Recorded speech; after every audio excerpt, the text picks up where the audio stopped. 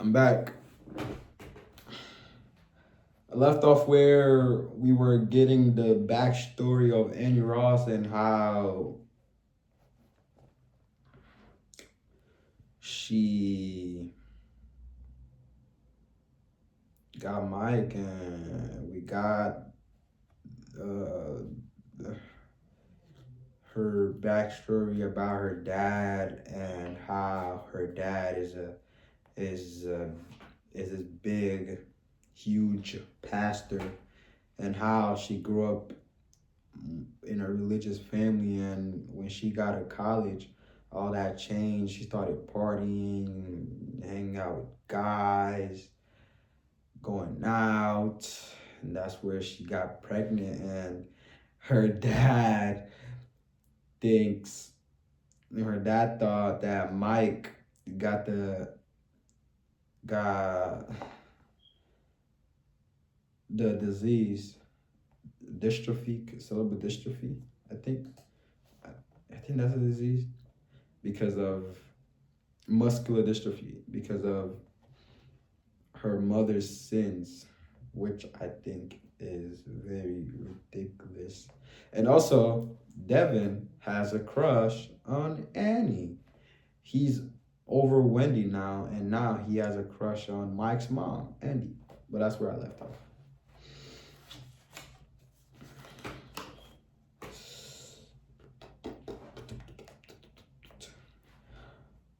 Father might be willing to let bygones be bygones, and I thought she might have something there. I'd heard that grandchildren had a way of softening stiff necks, and he might want to get to know the boy while there was still time. He could have found out from the other people he had everywhere that Mike was smart as well as crippled.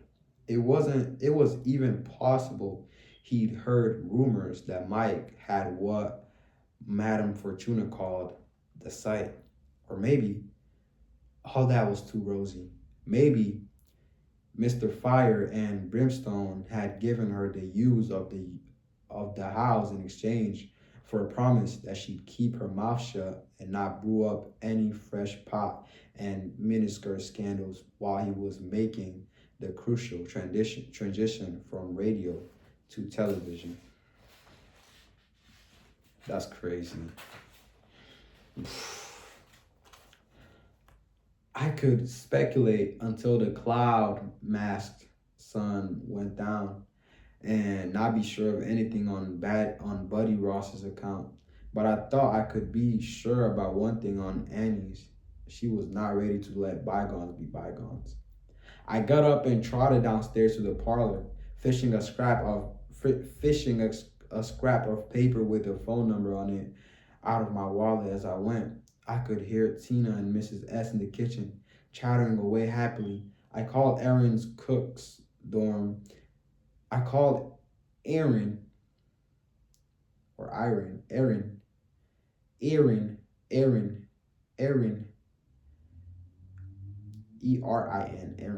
Cook's dorm, not expecting to get her on a Saturday afternoon. She was probably down in New Jersey with Tom, watching Rutgers football and singing the Scarlet Knights fight song. But the girl on the phone duty said she'd get her, and 3 minutes later, her voice was in my ear. Dev, Dev, I was going to call you. In fact, I want to come down and see you. If I can get Tom to go along, I think I can, but it wouldn't be next weekend. Probably the one after. I checked the calendar hanging on the wall and saw that would be the first weekend in October. Have you actually found something out? I don't know. Maybe. I love to do research, and I really got into this. I've piled up lots of background stuff for sure, but it's not like I solved the murder of Linda Gray in the college library or anything. Still, there are things I want to show you, things that trouble me. Trouble you why? Trouble you how? I don't want to try explaining over the phone. If I can't persuade Tom to come down, I'll put everything in a big manila envelope and send it to you. But I think I can. He wants to see you. He just doesn't want anything to do with my little investigation. He wouldn't even look at the photos. I thought she was being awfully mysterious, but decided to let it go. Listen, have you heard of an evangelist named Buddy Ross? Buddy? Buddy? She burst into giggles. The Buddy Ross Hour of Power? My grandma listens to that old faker all the time. He pretends to pull gold stomachs out of people and claims they're tumors. Do you know what Pop Allen would say? Carney from Carney, I said, grinning. Right, Carney from Carney, I said, grinning. Right, you are. What do you want to know about him? And why can't you find out? What do you want to know about him? And why can't you find out for yourself? Did your mother get scared by a card catalog while she was carrying you?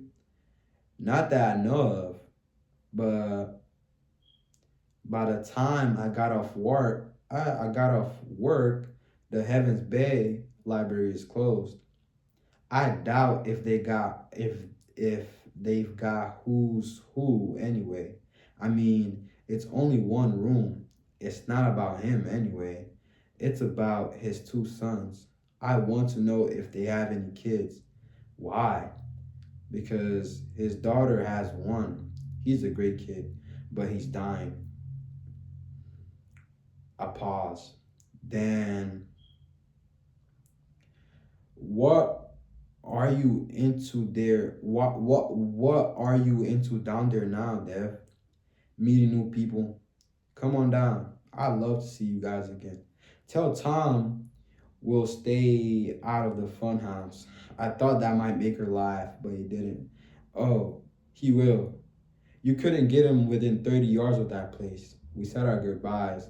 I wrote the length of my call on the honor sheet, then went back upstairs and sat by the window. I was feeling that strange, dull jealousy again.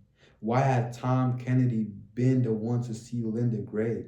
Why him and not me? The Heavens Bay weekly paper came out on Thursdays, and the headline on the October 4th edition read, "JOYLAND employee saves second life." I thought I thought that was an exaggeration.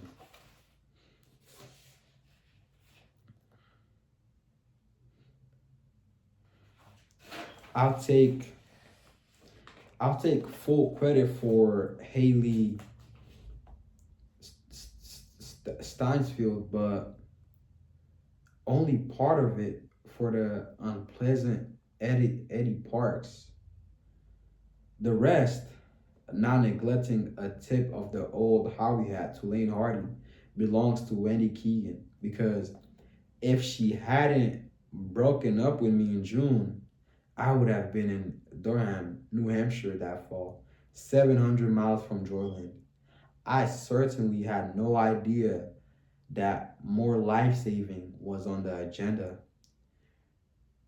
Premonitions like that were strictly for folks like Rosie Gold and Mike Ross. I was thinking of nothing but Aaron and Tom's upcoming visit when I arrived at the park on October 1st. After another rainy weekend, it was still cloudy, but in honor of Monday, the rain had stopped. Eddie was seated on his apple box throne in front of our house and smoking his usual morning cigarette. I raised my hand to him. He didn't bother to raise his in return, just stumped on his butt and leaned over to raise the apple box and tossed it under. I seen it all 50 times or more, and sometimes wondered how many butts were piled up beneath that box. But this time, instead of lifting the apple box, he just went right on leaning. Was there a look of surprise on his face? I can't say. By the time I realized something was wrong, all I could see was his faded and grease smeared dock top as his head dropped between his knees. He kept going forward and ended up doing a complete somersault, landing on his back with his legs splayed out and his face up to the cloudy sky. And by then, the only thing on it was a knotted grimace of pain. I dropped my lunch sack, ran to him, and fell on my knees beside him. Eddie, what is it?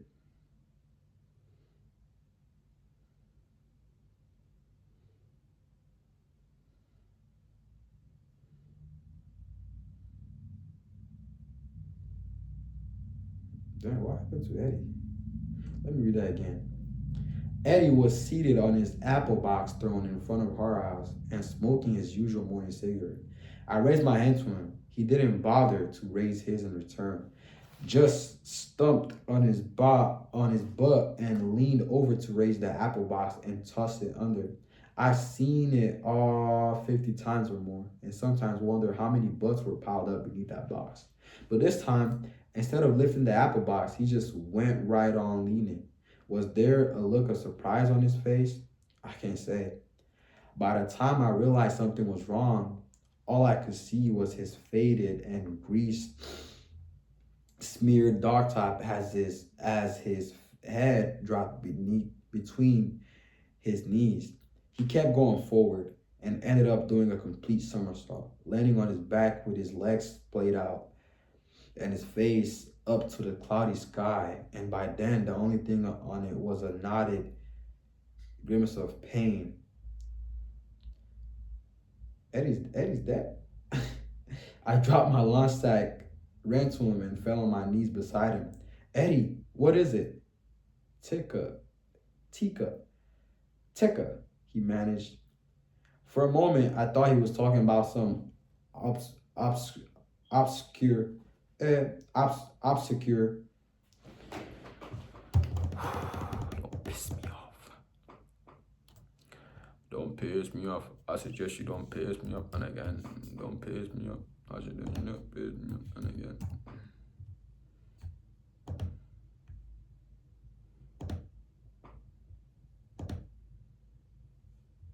Okay, you're not gonna say anything. Nice.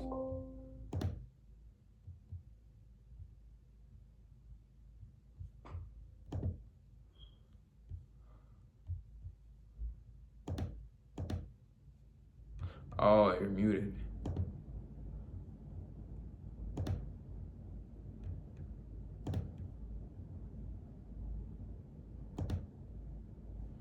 What? Where's the sound?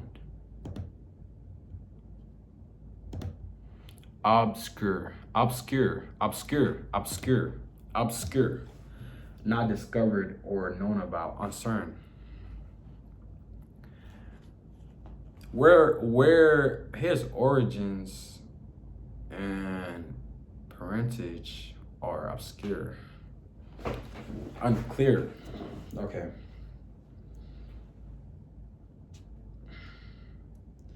I thought he was talking about some obscure disease engendered by tick bites. But then I saw the way he was clutching the left side of his chest with his gloved right hand, with his gloved right hand.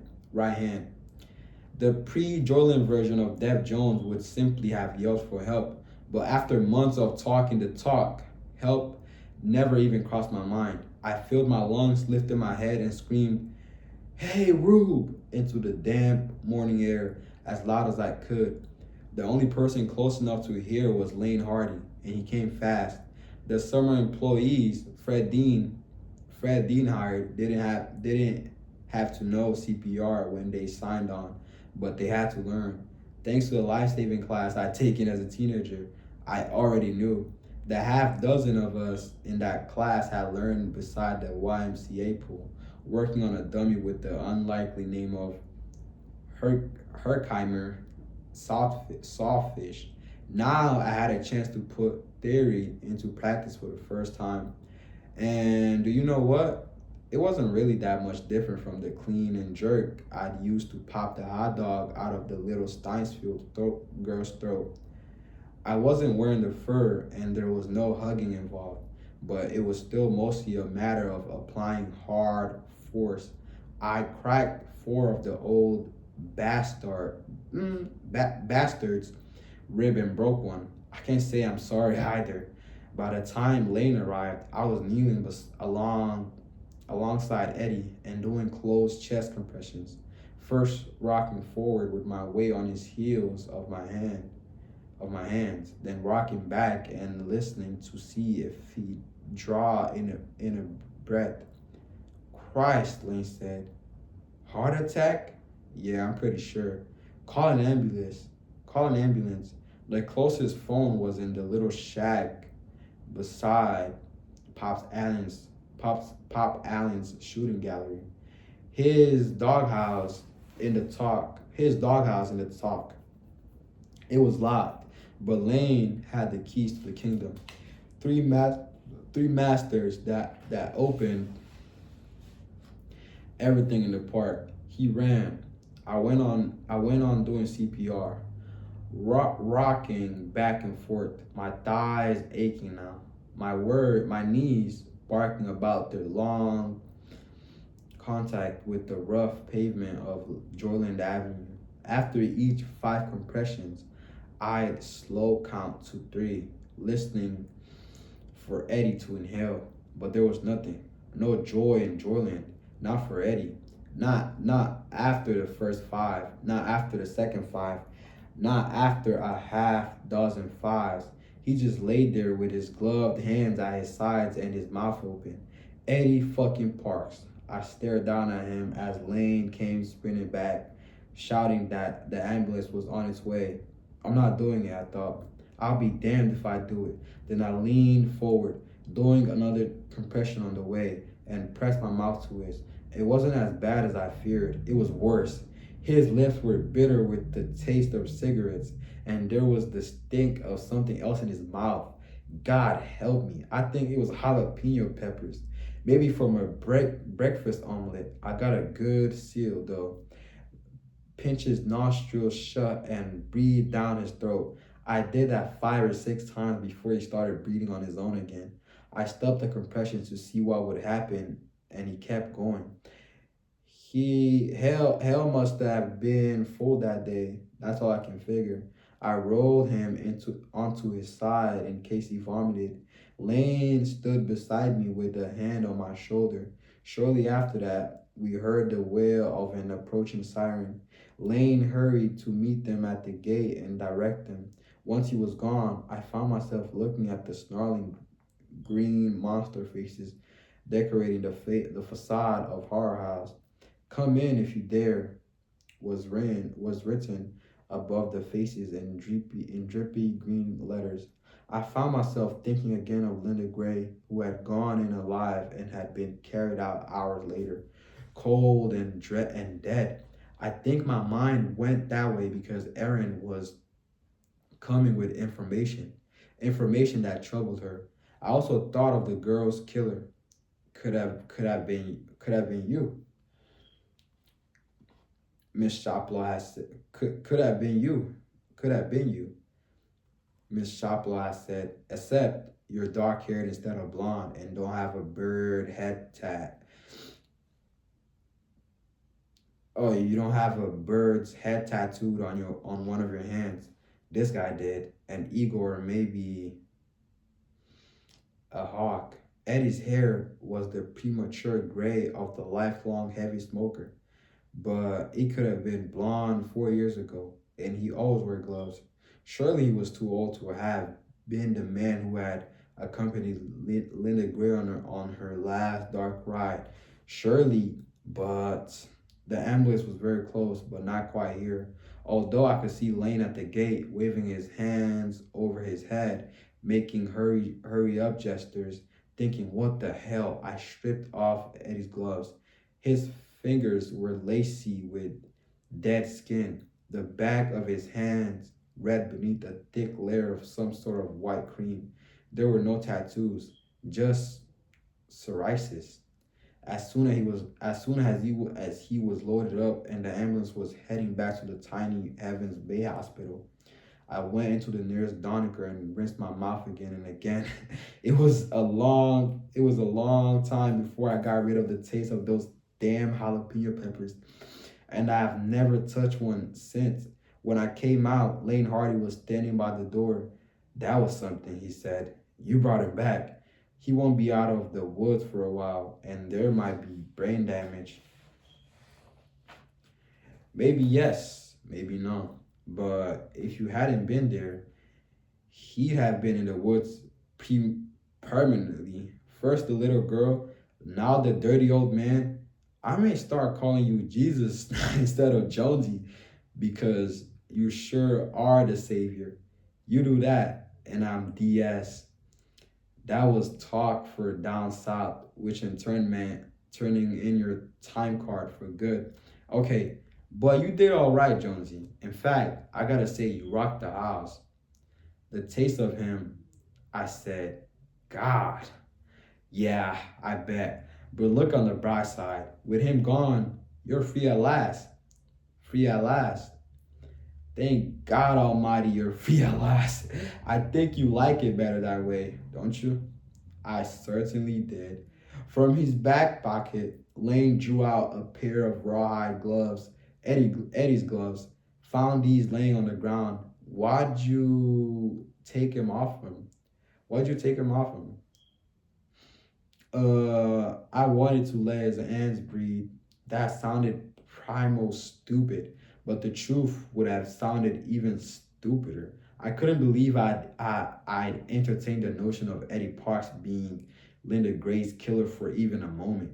When I took my life-saving course, they told us that heart attack victims need all the free skin they can get. It helps somehow. It helps somehow. I